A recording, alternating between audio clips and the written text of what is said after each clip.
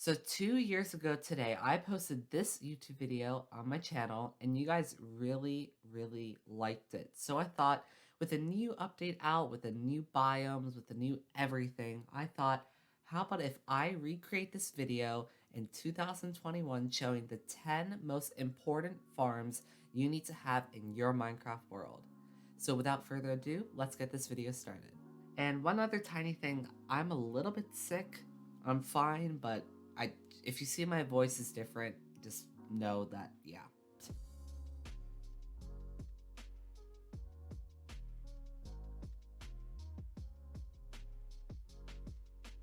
So you just loaded into your brand new Minecraft world and you realize that your hotbar shows you that you are hungry. And hunger is a really important factor, especially in a hardcore or survival gameplay. That's why I have a very simple cow farm for you. Now I actually had in a previous video of mine one cow farm, this being this one.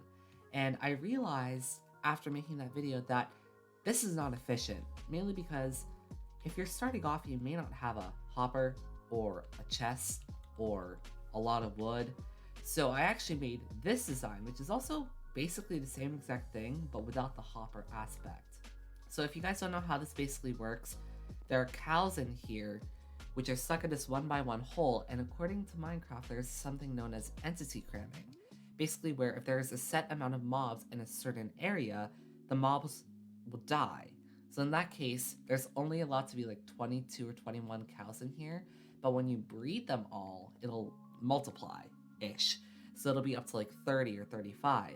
And it has to kill off the adult cows, and those adult cows produce leather, and it'll, filter in here, you get the leather and the raw beef.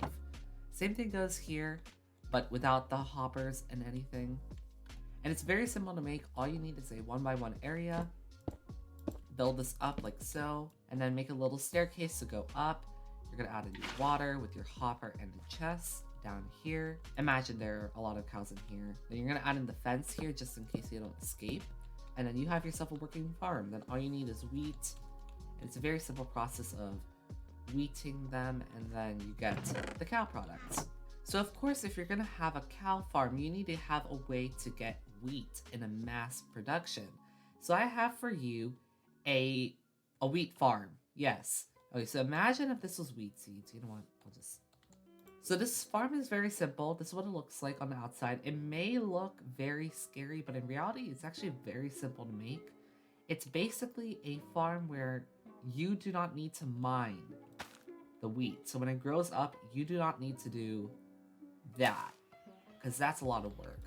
So all you have to do is have a little, escalated land area, till the soil, add a water source, get a redstone signal from a lever up to these, whatever you call these, trapdoors, add them here, add waterlock this area, and then when you activate the lever, it'll destroy all the crops in the area, going all the way down,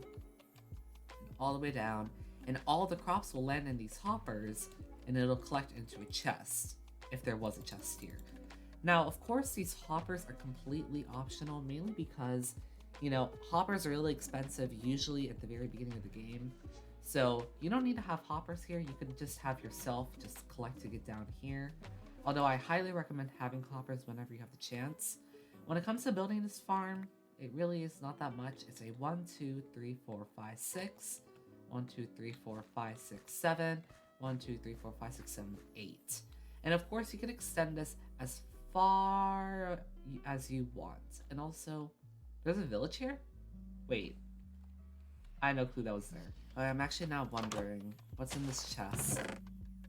Oh, okay, that's not that bad. Iron, gold. Yeah, okay, moving on. I'm kind of happy that I stumbled upon this village, mainly because my third farm actually revolves around villagers. That is, a villager breeding, town hall, trading area thingy thing. Now, of course, this does not require redstone, although you can add a redstone aspect to this, such as like an automatic bread dispenser or, an open door closey thing. I don't know. You can really do anything you want here.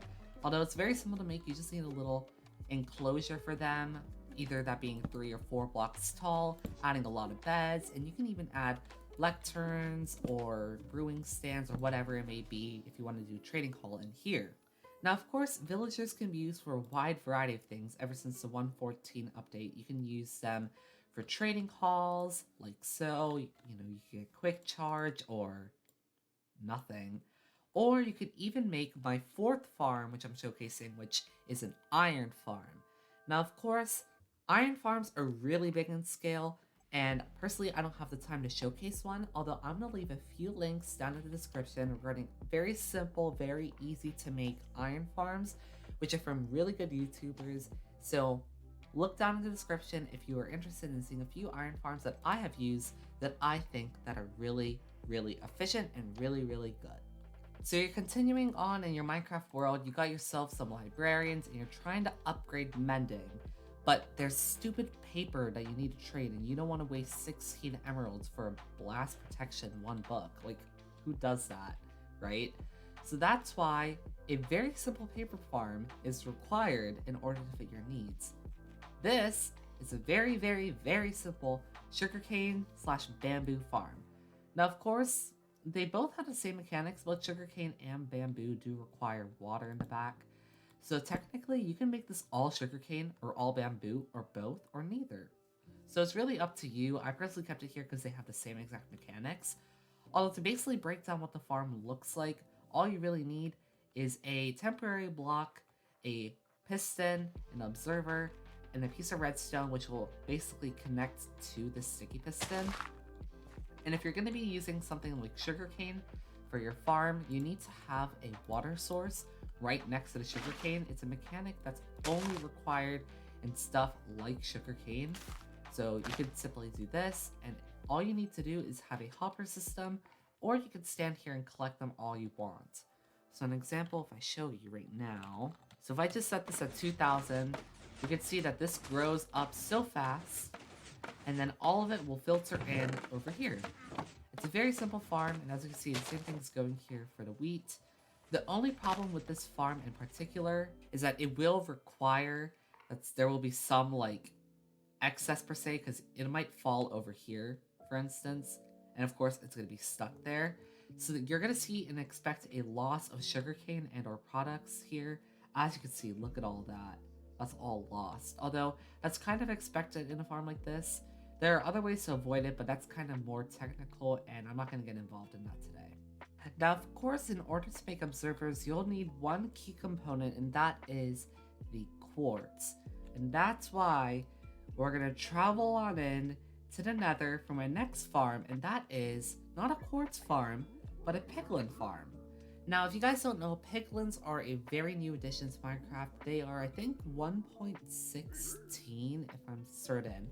Although in the 1.16 update, they gave us piglins, and they really, really like gold so much that they'll give you stuff if you give them shiny stuff. Now, of course, one thing as a quick warning, that is, if you are going to be approaching a piglin of any sorts, you need to wear gold. I'm talking a helmet, or a chest plate, or a pant, or a shoe, whatever it may be.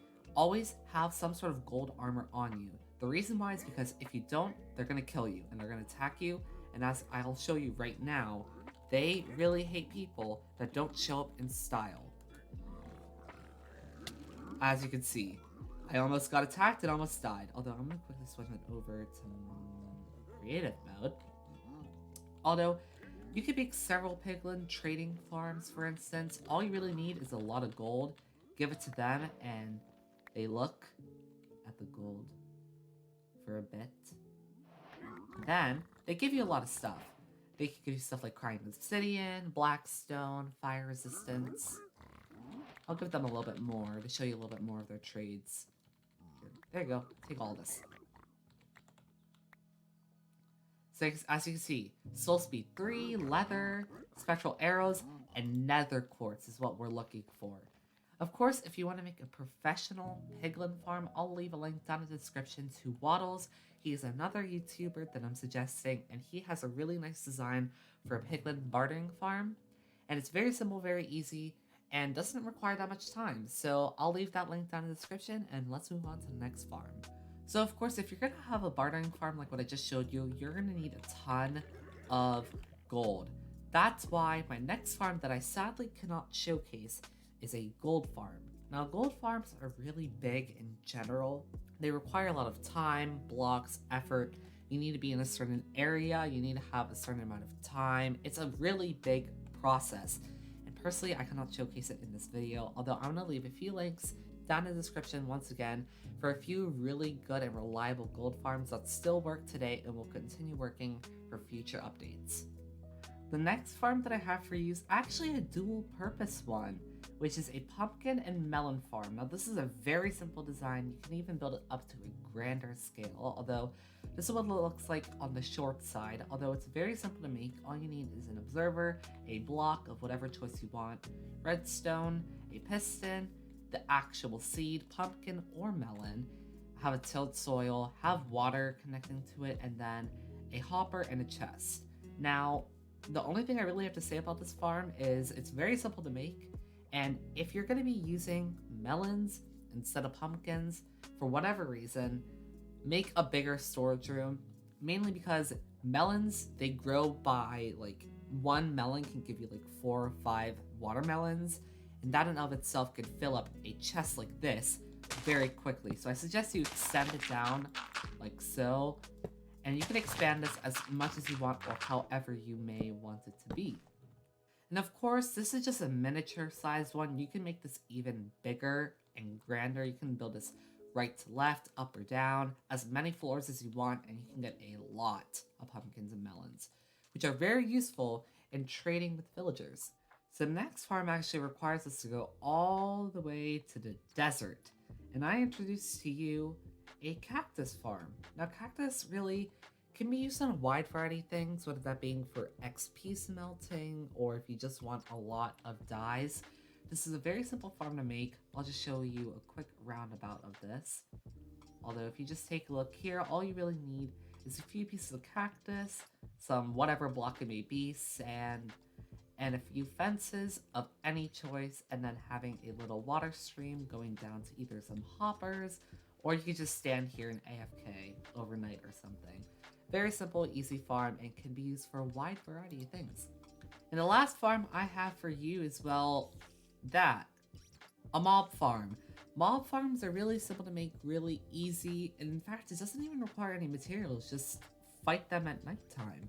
And there are numerous ways, you can make mob farms, whether that being a dark room, or just fighting them out in the wilderness, or having a zombie spawner, or a skeleton spawner, or a spider spawner, or whatever it may be.